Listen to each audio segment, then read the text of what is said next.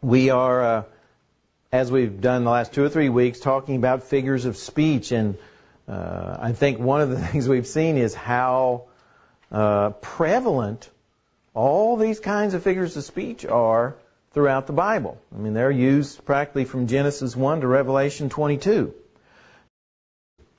We've mentioned several so far, some very common ones, like simile and metaphor and allegory. We talked about metonymy and synecdoche.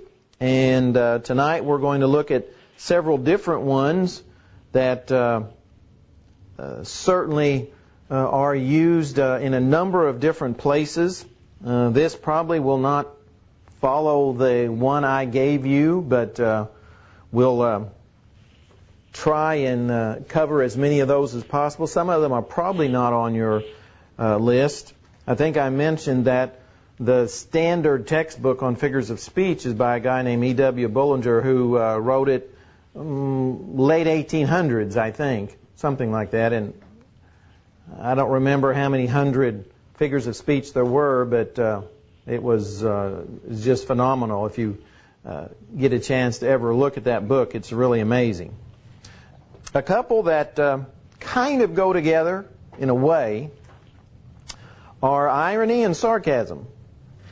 And I want to look, they're both used in the Bible, several places. Irony is a figure in which what is meant is the opposite of that which is stated.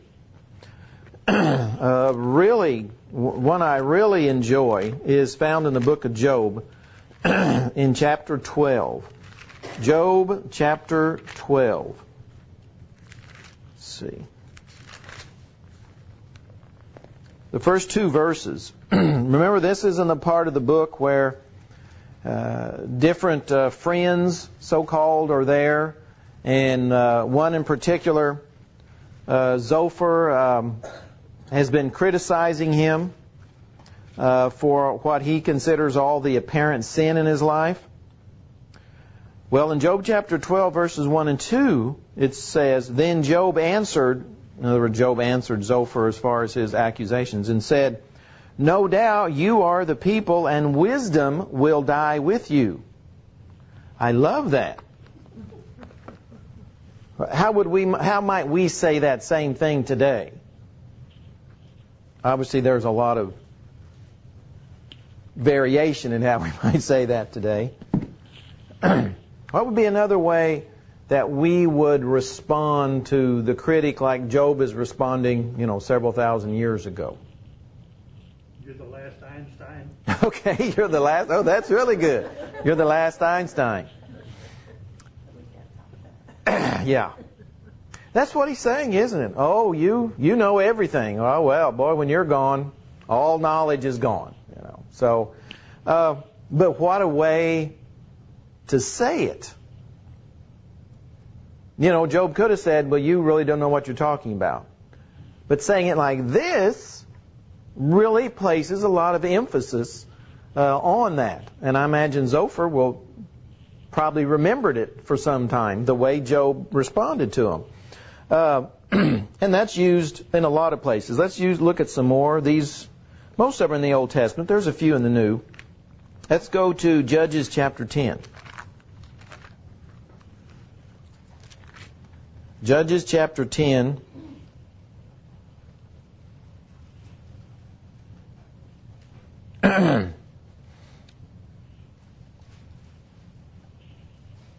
And let's see.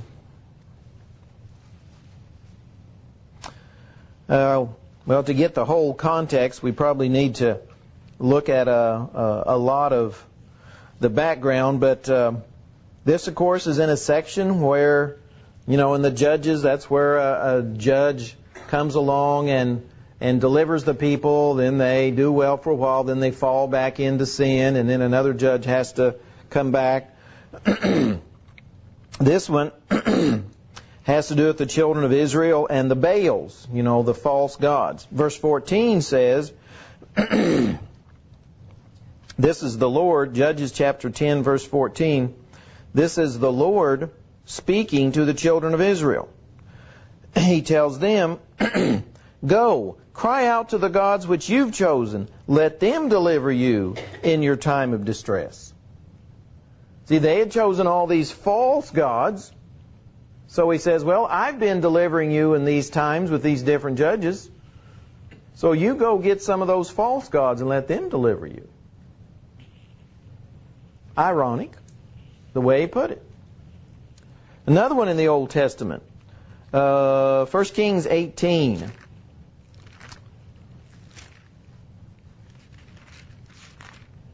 1 Kings 18. This is Elijah. He's on Mount Carmel, and he is basically in battle with all of the prophets of Baal.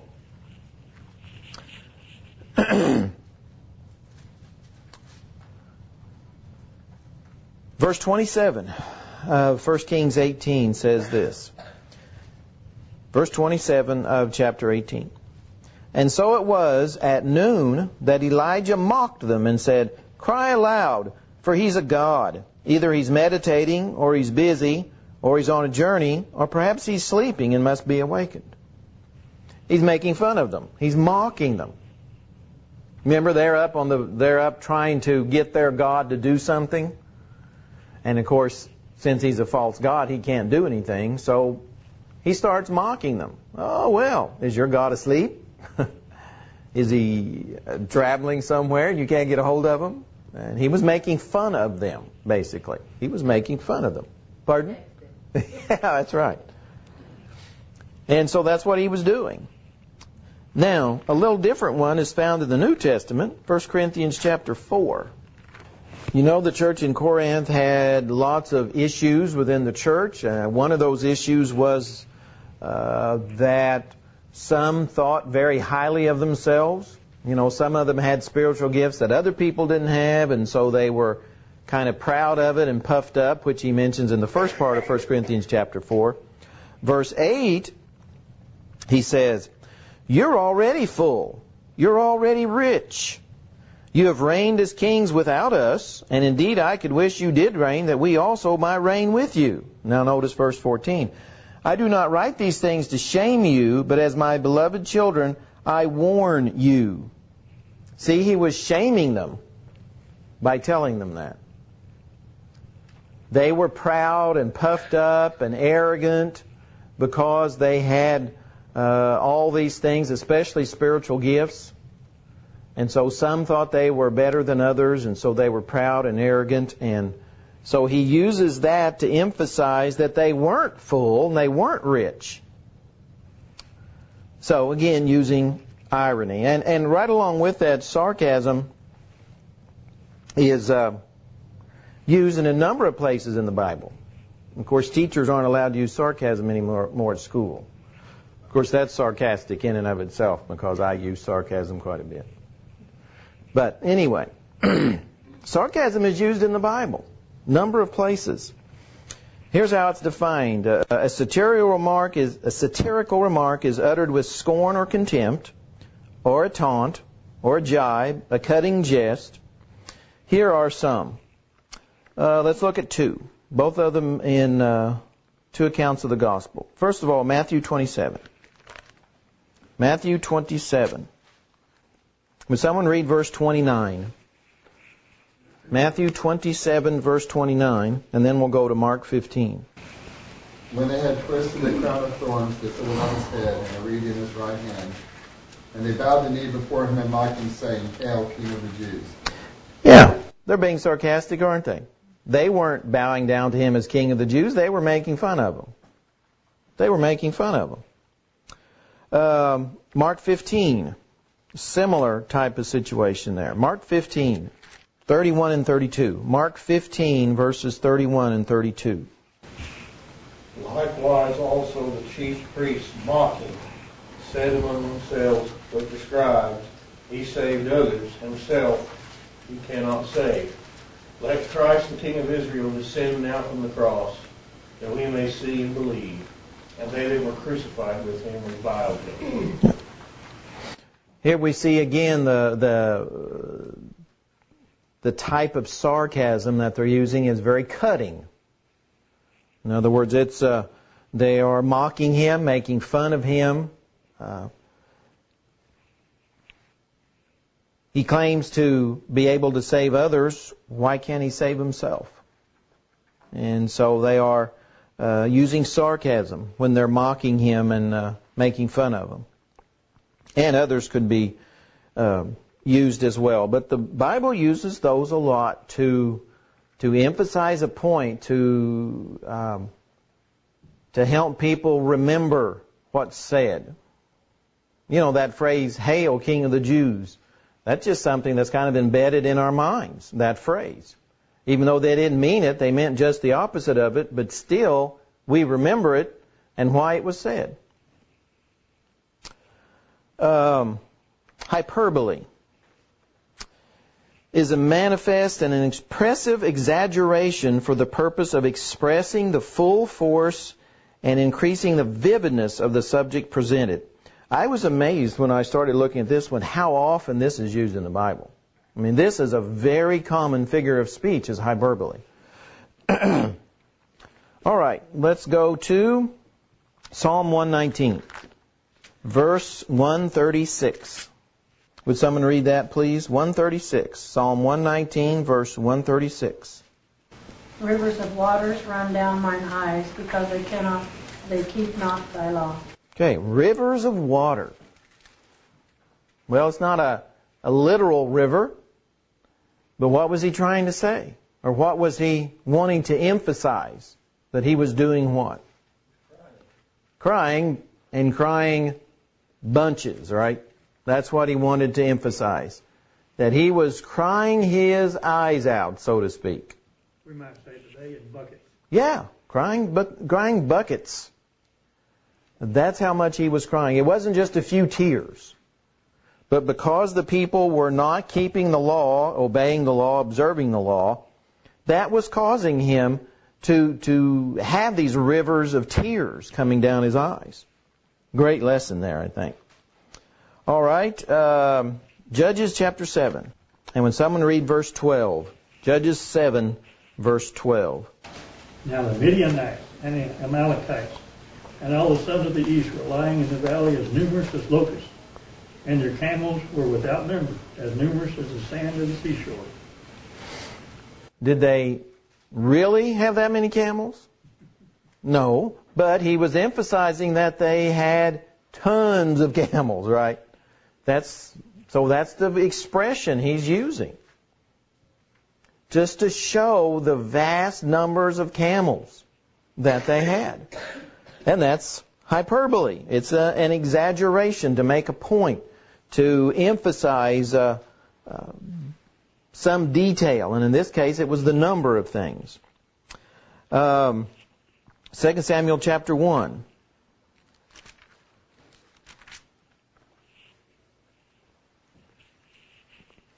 Verse 23. 2 Samuel chapter 1, verse 23. This is in a song. Verse 23 says, Saul and Jonathan were beloved and pleasant in their lives, and in their death they were not divided. They were swifter than eagles. They were stronger than lions. Well, not literally. They couldn't fly or couldn't move faster than eagles, and they weren't stronger than lions. But he was emphasizing how fast and strong they were. And what a way to remember that. So again, that's why figures of speech are so often used in the Bible. To kind of drive home a point and show the detail. And in this case, it was their strength and their speed. Psalm 6:6. Well, this is another one about tears. Psalm 6:6. I'm weary with my groaning. All night I make my bed swim. I drench my couch with my tears.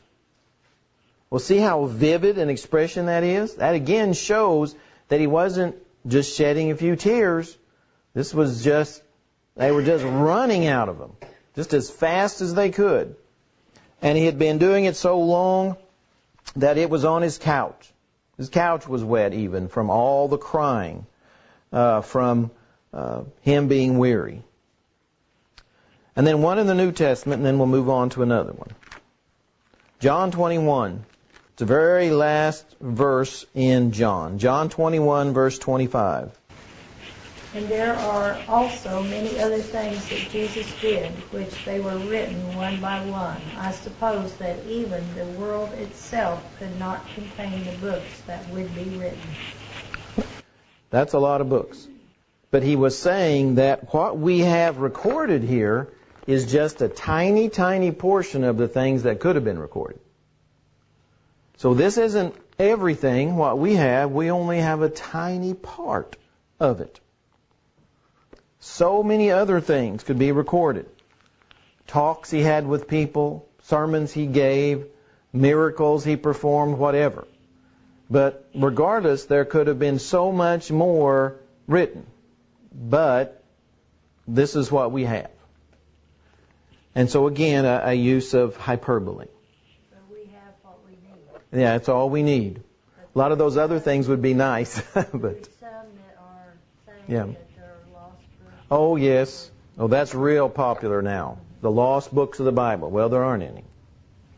That would be a short book. If a book was written about the lost books of the Bible, it'd just open and be a blank page. There weren't any. But that doesn't sell. You know, if you put just blank pages in a book, it doesn't sell very well. But, you know, all this stuff, you know, of course the Da Vinci Code and all that stuff is kind of the same type of thing.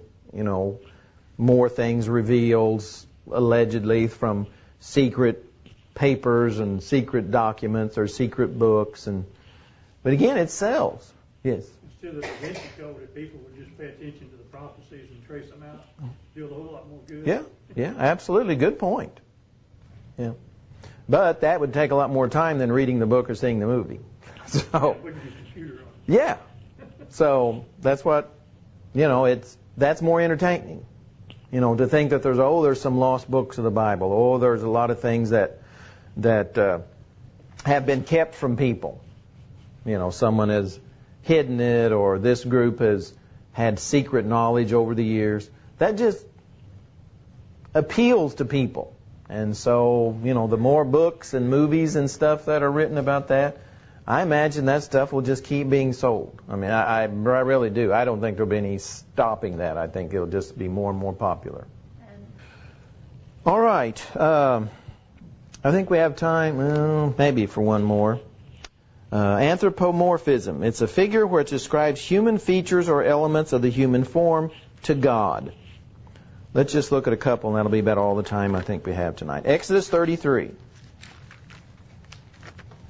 Exodus 33, verses 22 and 23. Exodus 33, verses 22 and 23. So it shall be, this is God talking to Moses, while my glory passes by, that I will put you in the cleft of the rock, and will cover you with my hand while I pass by. Then I'll take away my hand, and you shall see my back, but my face shall not be seen. Now the Bible says that God's a spirit, so therefore He doesn't have a physical face, a physical hand, a physical back. But those characteristics are applied to God, first of all, to help Moses understand, but then later us to understand as well. And so He uses that figure of speech to give God those type of features. Even though God doesn't have a physical body with those physical things, those features are given to God to describe what is happening, to help Moses at least understand, and then us later on as well. Another one, 1 Peter chapter 3, verse 12, and that's about all we'll have time for tonight. 1 Peter chapter 3, verse 12. Of course, this is quoting from the Old Testament. 1 Peter chapter 3, verse 12 says, For the eyes of the Lord are on the righteous, and His ears are open to their prayers, but the face of the Lord is against those who do evil. And again, God doesn't have physical eyes or ears or a face, but this helps emphasize that what? God sees everything that's going on. He knows, hears everything that's going on. And He will take judgment against those who are not righteous. So we still have several more figures of speech. Lord willing, we'll look at those next Wednesday evening.